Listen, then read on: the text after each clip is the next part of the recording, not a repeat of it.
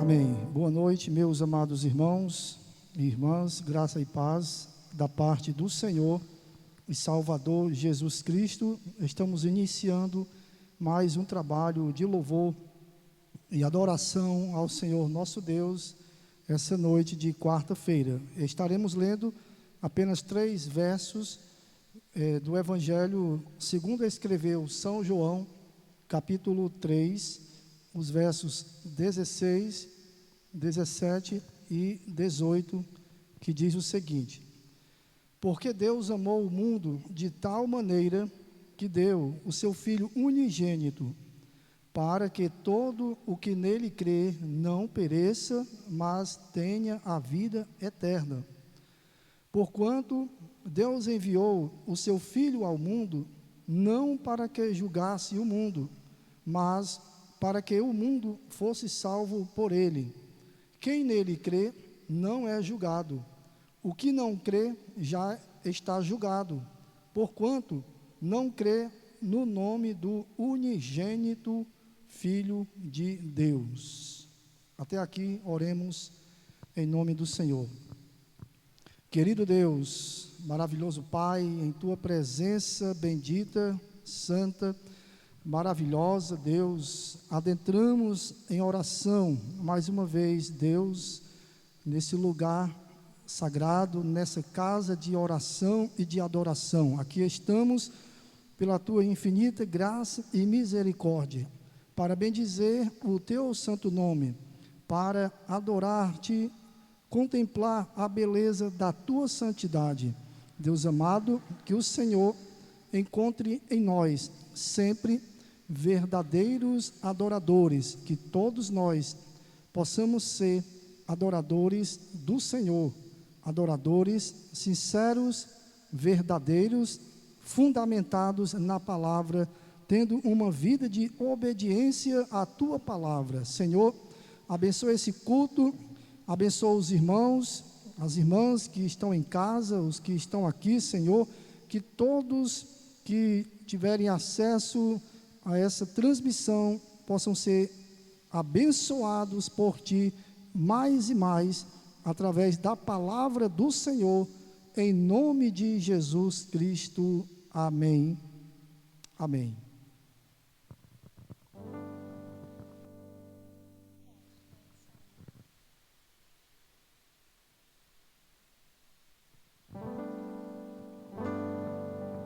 Vamos louvar ao Senhor com o hino de número 74, sinceridade. 74.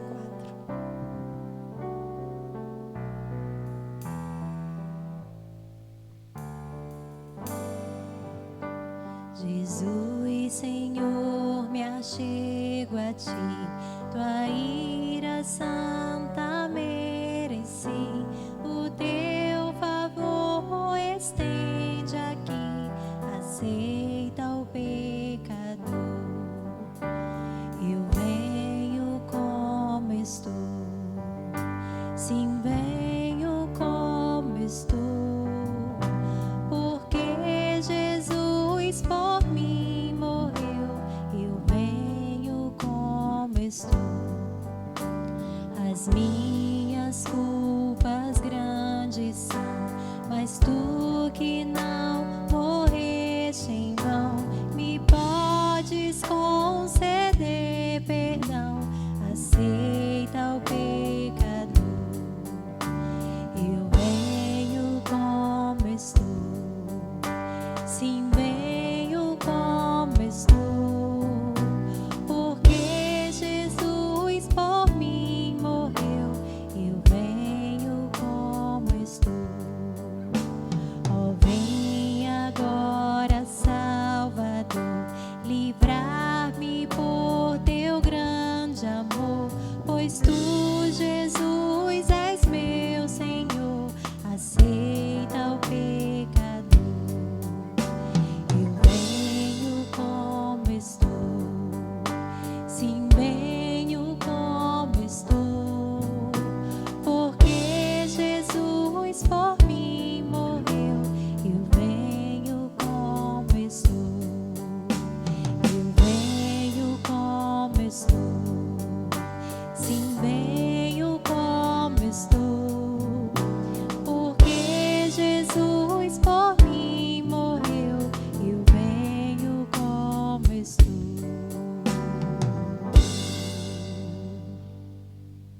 Amém.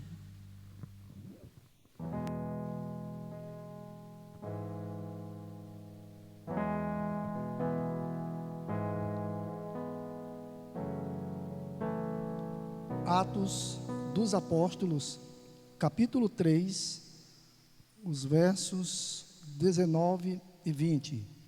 Atos dos Apóstolos, capítulo 3, os versos 19 e 20, diz assim a palavra do Senhor: Arrependei-vos, pois, e convertei-vos, para serem cancelados os vossos pecados, a fim de que, da presença do Senhor, venham tempos de refrigério, e que envie Ele o Cristo, que já vos foi designado Cristo. Então, esse é o momento de contrição, no qual estaremos orando, confessando a Deus os nossos pecados, e pedindo o seu perdão, pedindo a sua purificação, pedindo mais força e graça para continuarmos vencendo e triunfando nessa luta que não resistimos ainda até o sangue, que não chegamos ainda até o fim. Convido você a fazer juntamente comigo essa oração de contrição em nome do Senhor. Querido Deus, em tua bendita, santa e augusta presença, Deus, adentramos em oração mais uma vez, e dessa vez, ó Pai, para reconhecermos a nossa pecaminosidade, para reconhecermos o quanto somos pecadores e o quanto pecamos, e pecamos porque de fato somos pecadores, e pecamos diariamente, por pensamentos, por palavras, por atos, por omissão, por ver e por ouvir coisas que não te agradam. Muitas vezes pecamos conscientemente, outras vezes inconscientemente, só que o Espírito Santo do Senhor que habita em nós sempre nos traz à memória os nossos pecados cometidos sem que nós tivéssemos percebido. Pai amado, te pedimos perdão, purificação, Deus, para a nossa mente, o nosso coração, a nossa alma e todo o nosso ser. Pedimos que o Senhor continue conosco, nos abençoando nessa luta, nessa peleja, nessa batalha, que não é tão fácil assim, se não for através da tua graça, através do teu Espírito Santo em nós. Não temos como vencer, triunfar as tentações do dia a dia. Senhor, abençoa todo o teu povo, que o teu povo se volte mais para ti nesses últimos dias, cada vez mais, que o teu povo busque mais e mais a santificação, a pureza, Deus, tendo essa esperança em seus corações, de que Jesus Cristo está às portas, Jesus Cristo está vindo, e como diz o apóstolo São João, todo aquele que tem essa esperança, se purifica a si mesmo, aguardando esse dia glorioso e maravilhoso. Fica, ó Pai, com todo o teu povo, hoje e sempre, é o que nós pedimos a Ti, e te agradecemos em nome do Senhor e Salvador Jesus Cristo. Amém.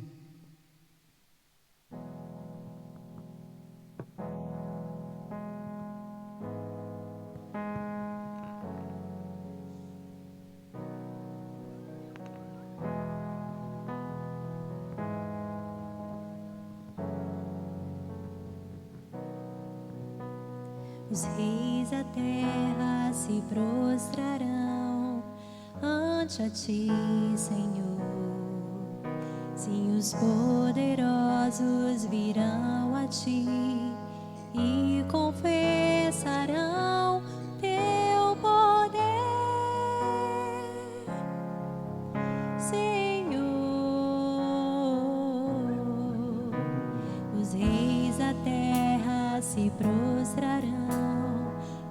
ante a ti, Senhor.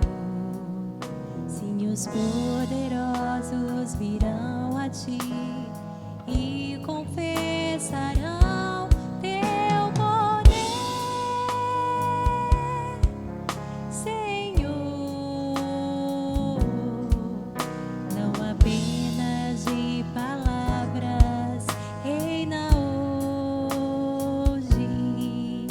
Não apenas de palavras, reina hoje. Reina hoje, eternamente entre nós, Senhor. Reina hoje e eternamente entre nós, Senhor. Os reis da terra se prostrarão ante a ti, Senhor.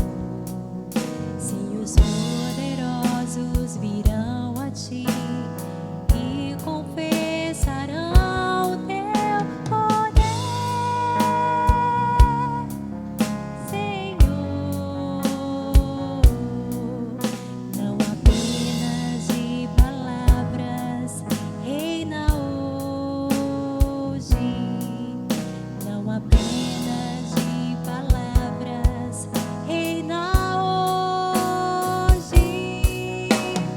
Reina hoje e eternamente entre nós, Senhor. Reina hoje e eternamente entre nós, Senhor. La la la, la la la la la.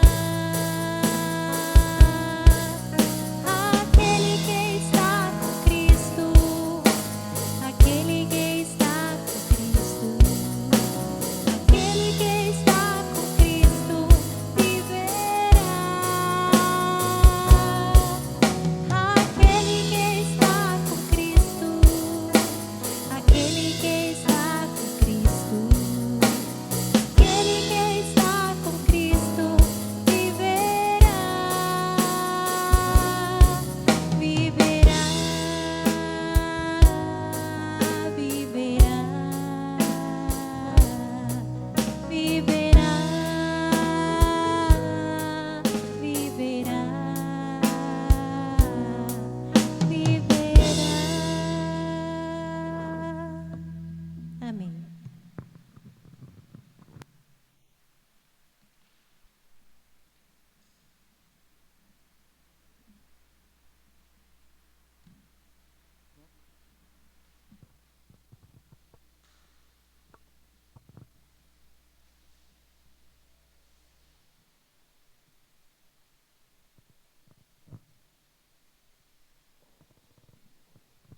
Amém. Meus irmãos, nós vamos dar continuidade à série de estudos, de pregações, na primeira epístola, segundo escreveu o apóstolo São João, primeira epístola do apóstolo São João, no capítulo 5, vamos ler do verso 6 ao verso 13. Primeira epístola do apóstolo São João, capítulo 5, do verso 6 ao 13, diz assim a palavra do Senhor: Este é aquele que veio por meio de água e sangue, Jesus Cristo, não somente com água, mas também com a água e com o sangue. E o Espírito é o que dá testemunho, porque o Espírito é a verdade, pois há três que dão testemunho no céu: o Pai, a Palavra e o Espírito Santo, e estes três são um. E três são os que testificam na terra: o Espírito, a água e o sangue. E os três são unânimes num só propósito. Se admitimos o testemunho dos homens, o testemunho de Deus é maior. Ora, este é o testemunho de Deus que Ele dá acerca do seu Filho. Aquele que crê no Filho de Deus tem em si o testemunho. Aquele que não dá crédito a Deus o faz mentiroso, porque não crê no testemunho que Deus dá acerca do seu Filho. E o testemunho é este: que Deus nos deu a vida eterna, e esta vida está no seu Filho. Aquele que tem o Filho tem a vida. Aquele que não tem o Filho de Deus não tem a vida. Estas coisas vos escrevi, a fim de saberdes que tendes a vida eterna, a vós outros que credes em o nome do Filho de Deus. Até aqui. Que o Senhor aplique a porção lida da sua palavra em nossos corações essa noite. Que o Senhor nos fortaleça, nos edifique mais e mais através da sua palavra, em nome do Senhor e Salvador Jesus Cristo. Meus irmãos, nós pregamos já no capítulo 5, a partir do verso 1 ao verso 5, e nesse texto nós falamos sobre as provas da integração na família de Deus, ou as evidências do novo nascimento, as evidências do cristão genuíno, do cristão verdadeiro. E como já os irmãos já são sabedores, pelo menos os que estão acompanhando esse estudo, que o apóstolo João, ele vem apresentando nessa epístola pelo menos três testes, três provas pelas quais o verdadeiro servo de Deus é identificado, pelas quais o verdadeiro discípulo do Senhor Jesus Cristo é conhecido e reconhecido. E ele já falou dessas provas de maneira individual, até ao capítulo 4. As provas são a prova moral, que é da obediência a Deus, obediência que implica numa vida de santificação, de santidade e de pureza diante de Deus e diante dessa sociedade. Ele já falou da prova social, que é o amor ao próximo, a fraternidade vivenciada pelo amor, pautado no amor de Deus, pautado no amor do Senhor e Salvador Jesus Cristo. E ele já falou também da prova doutrinária, que é a fé em Cristo Jesus como Filho de Deus, como Deus homem e Deus, divino e humano, eterno e Salvador, que veio para tirar os pecados do mundo, que veio para perdoar e salvar os pecadores. Ele já tratou dessas provas de maneira individual, de cada uma, até ao capítulo 4, e no verso 12. No capítulo 4, do verso 13 ao 21, ele fez uma junção de duas provas, que foi a prova doutrinária, a fé em Jesus, e a prova social, o amor aos irmãos, o amor aos irmãos, a Deus e também aos irmãos.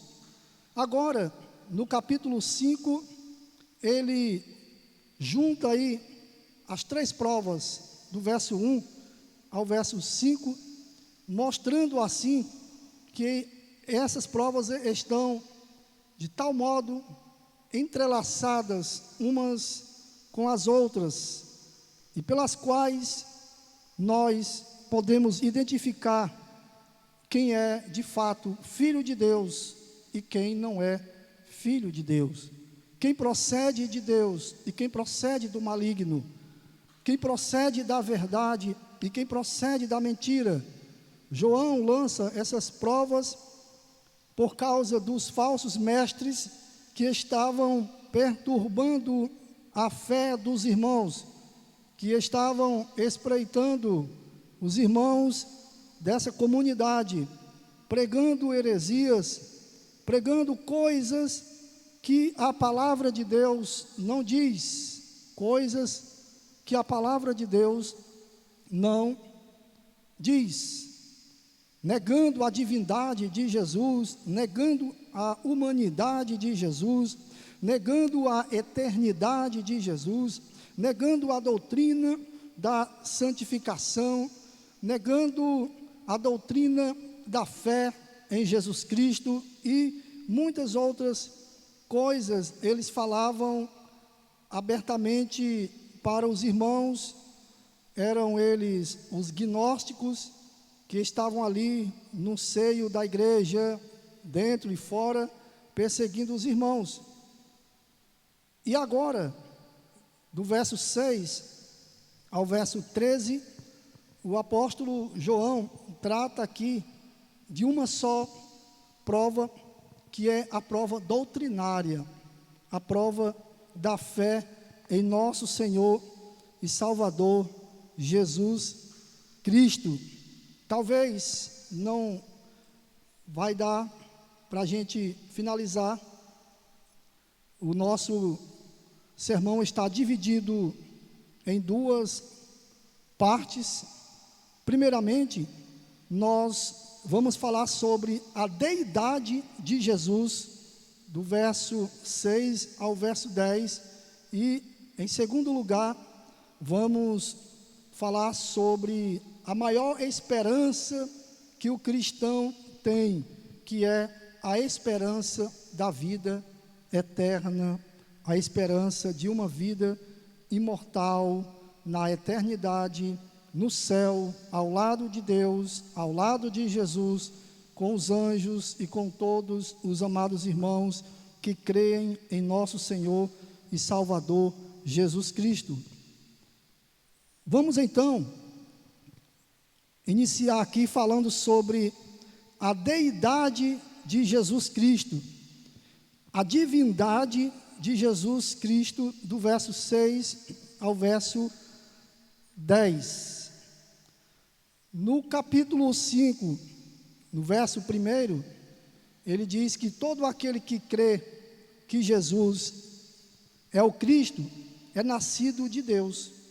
Então, pela razão de que os falsos mestres vinham negando a divindade e a humanidade de Jesus, pela razão de que os falsos mestres vinham negando a deidade, a messianidade de Jesus, o apóstolo João aplica essas provas aqui, que estão nos versos 6 ao 10. A doutrina de Cristo tem sido uma das doutrinas mais atacadas ao longo dos séculos. A doutrina de Cristo, a cristologia, tem sido uma das doutrinas mais atingida e atacada por falsos mestres, por hereges, por falsos profetas ao longo dos séculos. Essa doutrina tem sido motivo de muitas controvérsias na antiguidade, até que os irmãos, os pais da igreja, chegaram a um consenso, fazendo a defesa, defendendo a cristologia, a doutrina de Cristo, de que Cristo é homem, Cristo é Deus, é divino e humano. Eles fizeram essa defesa e chegaram a essa conclusão e fecharam o ponto, e todos os cristãos, todos os irmãos e irmãs, ao longo dos séculos, que têm essa fé genuína, acreditam que de fato Jesus Cristo é o Filho de Deus, é o Messias prometido, é o ungido de Deus, aquele que Deus prometeu na lei, pelos profetas, que Deus prometeu que viria para salvar a humanidade, para salvar todos aqueles que se achegassem a Ele e que estivessem vivendo pela fé nele, em nome dele mesmo, de nosso Senhor e Salvador Jesus Cristo. Os principais sacerdotes, por exemplo, antes mesmo de Jesus ter sido assunto aos céus, essa doutrina já começou a ser atacada, já começaram a atacá-la.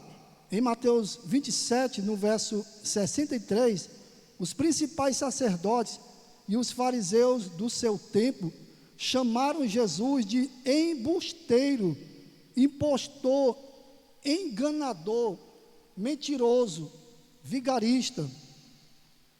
Chamaram Jesus de príncipe dos demônios, de Belzebu, e de muitas outras formas negativas trataram Jesus em seus tempos. E ao longo dos anos surgiu uma comunidade filosófica, teológica e filosófica dentro da igreja, chamada de gnosticismo, e eles diziam que Jesus Cristo era apenas um homem comum, sobre o qual veio o Cristo divino no batismo, o qual o deixou quando foi crucificado. Um filósofo chamado Cerinto era o que propagava essa doutrina.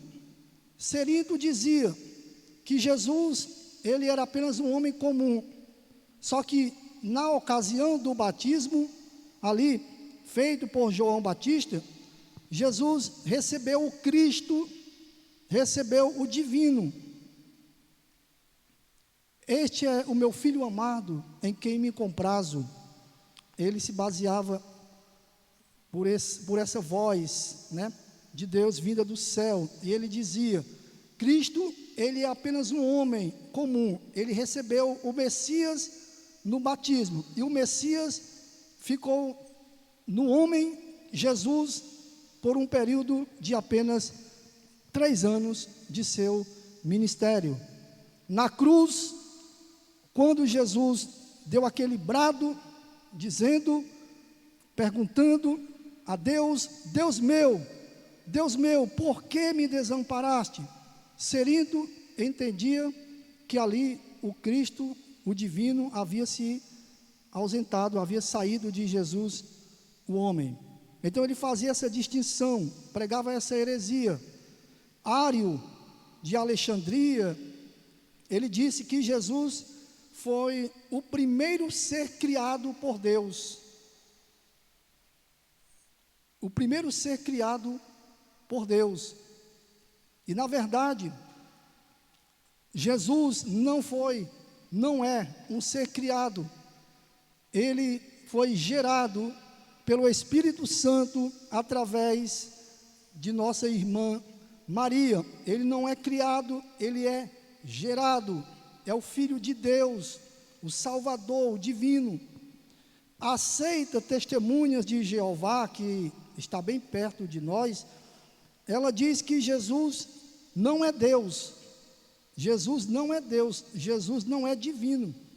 Os espíritas dizem que Jesus foi um grande mestre, um homem de grande exemplo, uma pessoa muitíssimo iluminada pelo divino.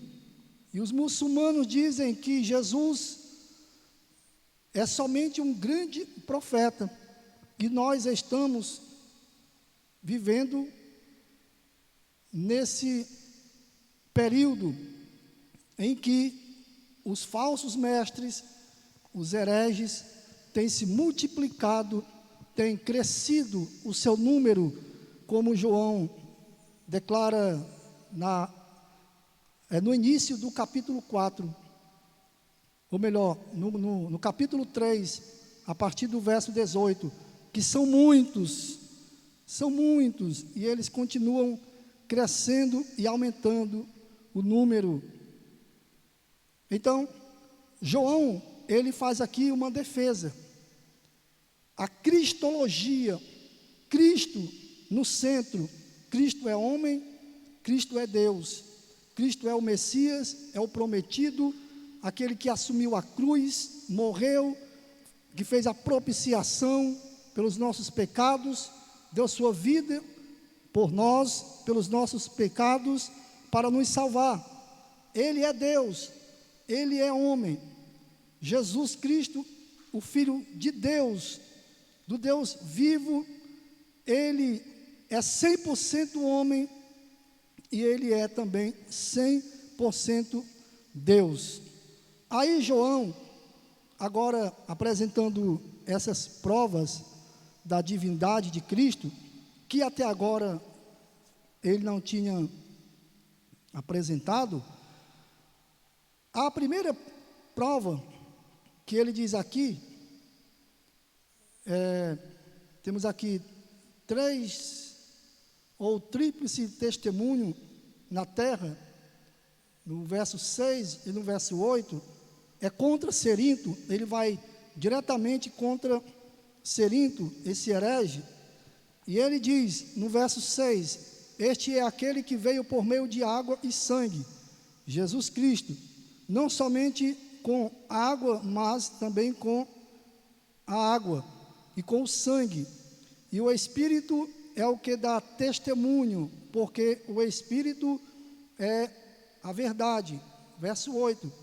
E 3 são os que testificam na terra: o Espírito, a água e o sangue. E os 3 são unânimes num só propósito. Então, água, sangue e Espírito.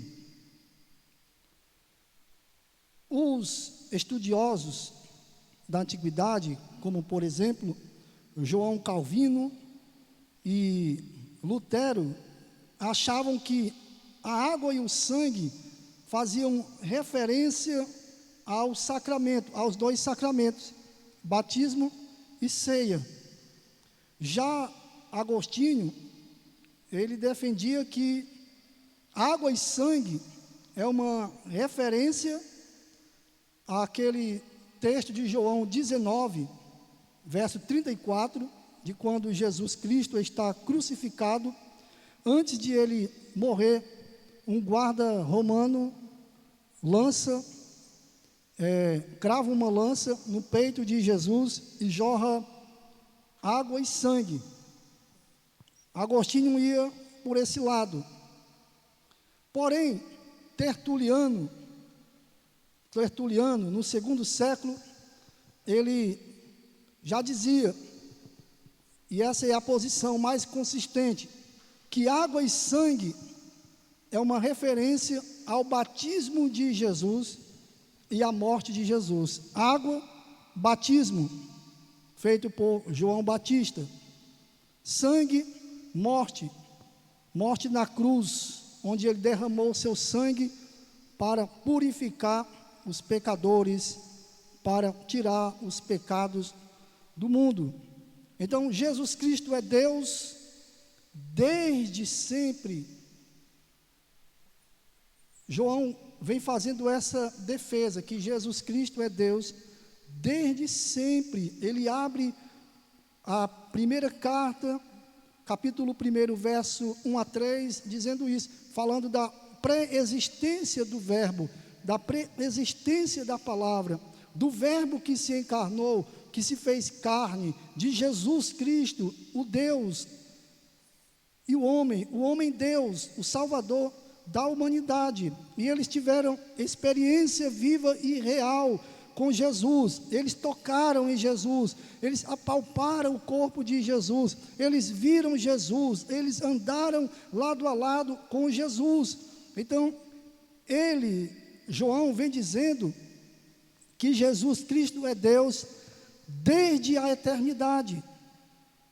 Ele é Deus que existe e subsiste para todo sempre. Então, essa interpretação é a interpretação majoritária desse texto. Não tem nada a ver com os sacramentos, batismo e ceia. Até porque João estaria fugindo do assunto e lançando um outro assunto de repente que não tem nada a ver com o que ele vinha falando. Então, João, pelo Espírito Santo, ele vai diretamente contra Cerinto, que viveu no século 100. Ele vai contra esse herege, que Jesus Cristo é Deus, Jesus Cristo é homem e Deus. Não podemos negar nenhuma e nem outra natureza de Deus, em nome do Senhor e Salvador Jesus Cristo. Capítulo 3, no verso...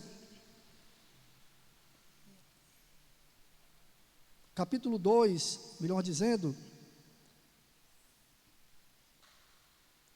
no verso 23, (23, 22 e 23, diz o seguinte: quem é o mentiroso, senão aquele que nega que Jesus é o Cristo, ou seja, que Jesus é o Messias prometido, que Jesus é Deus, que Jesus é divino.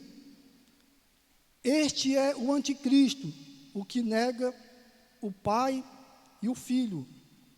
Todo aquele que nega o Filho, esse não tem o Pai. Aquele que confessa o Filho tem igualmente o Pai.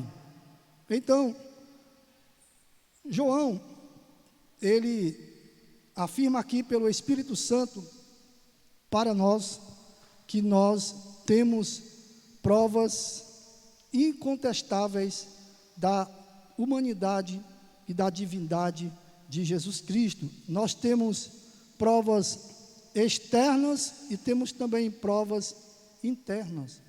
Temos as provas externas, históricas, de Jesus, que é o batismo e a morte de Jesus.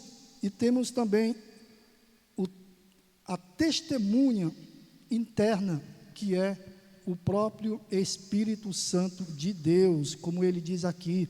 E o Espírito é o que dá testemunho, porque o Espírito é a verdade. O Espírito é a verdade.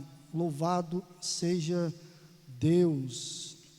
O Espírito é a verdade, como Paulo diz aos Romanos, no capítulo 8, versos 14, 15, 16, todos os que são guiados pelo Espírito de Deus são filhos de Deus. Nós não recebemos o espírito de escravidão para vivermos outra vez atemorizados, escravizados, condenados. Nós recebemos o espírito de adoção, nós nos tornamos filhos de Deus mediante a fé em Cristo Jesus.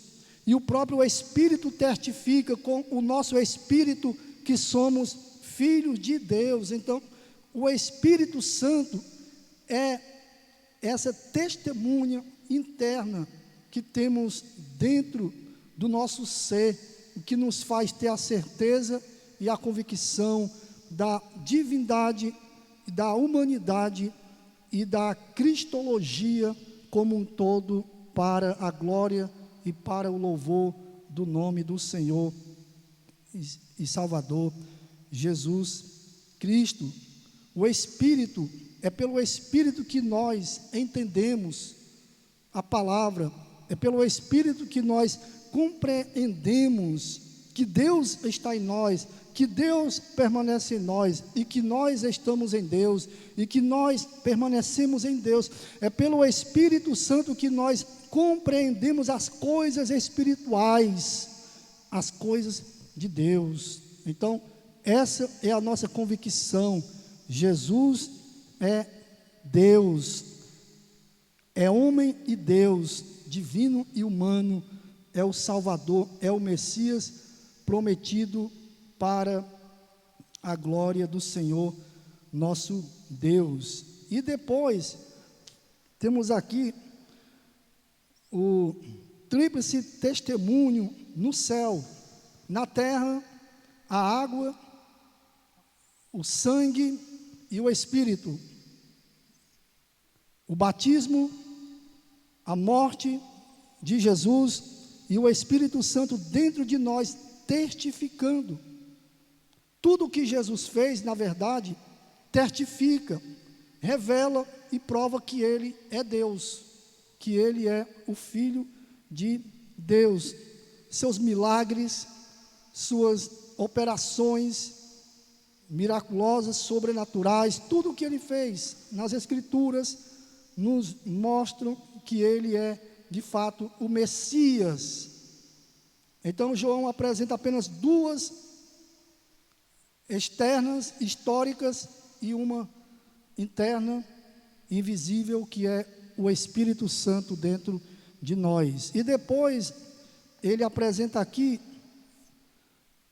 nos versos 7, 9 e 10, as três testemunhas no céu, dizendo assim: pois há três que dão testemunho no céu: o Pai, a Palavra e o Espírito Santo. E estes três são um, e três são os que testificam na terra. Vou seguir aqui pelo 8. O Espírito, a água e o sangue. E os três são unânimes num só propósito. Se admitimos o testemunho dos homens, o testemunho de Deus é maior. Ora, este é o testemunho de Deus que Ele dá acerca do seu Filho. Aquele que crê no Filho de Deus, tem em si o testemunho. Aquele que não dá crédito a Deus o faz mentiroso, porque não crê no testemunho que Deus dá acerca do seu Filho. Então, são três testemunhas na terra, e são também três testemunhas no céu. No céu, o Pai, a Palavra e o Espírito Santo. E estes três são um. E no verso 9, tem algo bem interessante, que um argumento que João usa, que nos faz voltar ao Deuteronômio, capítulo 19, e no verso 15. Ele diz o seguinte, no verso 9: se admitimos o testemunho dos homens, o testemunho de Deus é maior. Ora, este é o testemunho de Deus que Ele dá acerca do seu Filho. João está aqui dizendo o seguinte, que pela lei de Moisés, pela lei de Moisés, para que fosse feito um julgamento, para que fosse feito um julgamento, para que funcionasse um tribunal, era necessário pelo menos 3 testemunhas. 3 testemunhas. Jesus, ele cita esse verso em João 8 e no verso 17. Ele faz essa citação de Deuteronômio 19:5, que pelo depoimento de 2 ou 3 testemunhas, a causa se resolve. A causa pode ser resolvida. Aí ele diz: ora, se vocês acreditam no testemunho dos homens, naquilo que os homens dizem, no depoimento dos homens, quanto a uma causa, se vocês acreditam, quanto mais vocês devem acreditar no testemunho de Deus, no testemunho divino, que é o batismo e o sangue e a morte de Jesus e o Espírito Santo dentro de nós, na terra e no céu, a palavra de Deus, a água e o sangue, o Espírito, a água e o sangue, na terra, na terra, né? No céu, o Pai, a palavra e o Espírito Santo. Temos aqui, portanto, uma referência à Trindade: o Pai, que é Deus, a palavra, o Verbo que se encarnou, e o Espírito Santo de Deus, que Deus enviou logo após Jesus ter sido assunto aos céus, para habitar nos salvos, nos remidos, para testificar de Cristo, para guiá-los, levá-los ao conhecimento da verdade, em nome do Senhor e Salvador Jesus Cristo. Então João está dizendo: olha, o testemunho de Deus é maior do que o testemunho dos homens, porque quem está testemunhando não são homens, é Deus, o Pai, é a palavra, é o Verbo, é o Espírito Santo, e é aquilo que o Verbo encarnado fez, é aquilo pelo qual ele passou, é o batismo, é a sua morte, e o Espírito Santo que habita dentro do crente, que dá o discernimento para a glória de Deus.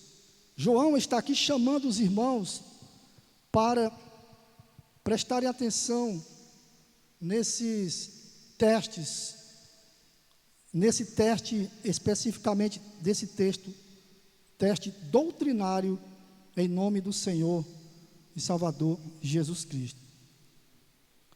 E qual é o testemunho mais confiável? O dos homens ou de Deus? É claro que é o de Deus. Quem tem o Espírito Santo, meus irmãos, de maneira nenhuma vai desacreditar, vai negar, vai duvidar disso. Jesus é Deus e ponto final.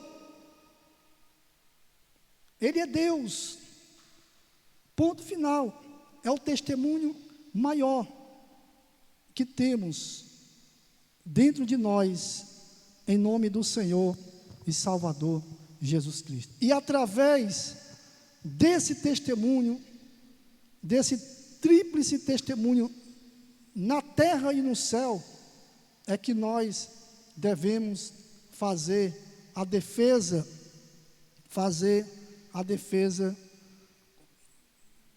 quando formos atacados e atingidos, quando formos indagados sobre a divindade e a humanidade de nosso Senhor e Salvador Jesus Cristo, quando formos indagados sobre a eternidade de Jesus, porque negar a divindade é negar também a eternidade, é negar tudo o que Jesus Cristo fez por nós na cruz, é invalidar o seu sacrifício vicário, seu sacrifício substituto, é invalidar tudo isso que Jesus Cristo fez para redimir, salvar, trazer das trevas para a luz os eleitos dele, em nome dele mesmo.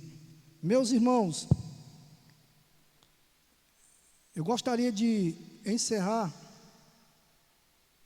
por aqui, depois vamos dar continuidade a partir do verso de número 6, falando sobre a maior esperança do cristão, daquele que crê de fato em Jesus, que é a vida eterna, a salvação eterna, dizendo que se nós cremos, acreditamos na divindade de Jesus, na messianidade de Jesus, cremos que Ele é Deus soberano, todo-poderoso,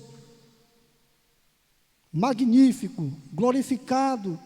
Se nós temos essa fé, nós podemos descansar, podemos repousar, podemos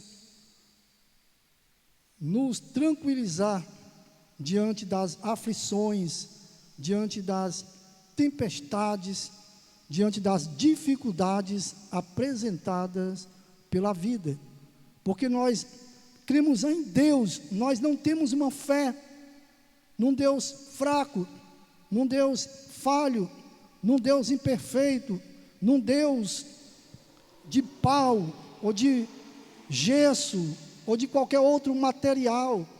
Nós temos uma fé no divino, no Criador do céu, da terra e do mar, e de tudo que neles há. Nós temos uma fé no sustentador e mantenedor de tudo, no provedor, naquele que está sentado no mais alto e sublime trono de glória, entronizado entre os querubins, que do céu está reinando, está governando as nações. Portanto, não devemos nos desesperar, não devemos nos prostrar em meio às dificuldades apresentadas pela vida. O próprio Deus, o próprio Jesus nos dá essa segurança. Quando Ele disse para os discípulos, os quais estavam aflitos, em João 16:36, aflitos ao saberem que Jesus partiria da terra para o céu, Jesus declarou para eles, dizendo-lhes: no mundo tereis aflições, mas tende bom ânimo, eu venci o mundo.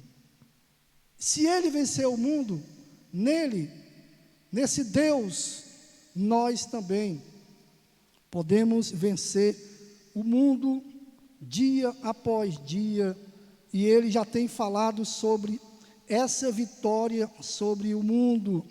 Capítulo 5, versos 4 e 5, porque todo o que é nascido de Deus vence o mundo, e esta é a vitória que vence o mundo, a nossa fé, não a fé em si mesma, mas pelo objeto da nossa fé, que é Cristo Jesus, o Senhor, o Messias, o Divino, o Filho de Deus. Quem é o que vence o mundo, senão aquele que crê ser Jesus, o Filho de Deus? Senão, quem é? Senão aquele que crê ser Jesus, o Messias, o Divino, o Todo-Poderoso. Somente aqueles que têm essa fé em Jesus é que pode viver uma vida triunfante sobre as mais diversas dificuldades apresentadas pela vida. Então, é uma palavra que precisa ser aplicada.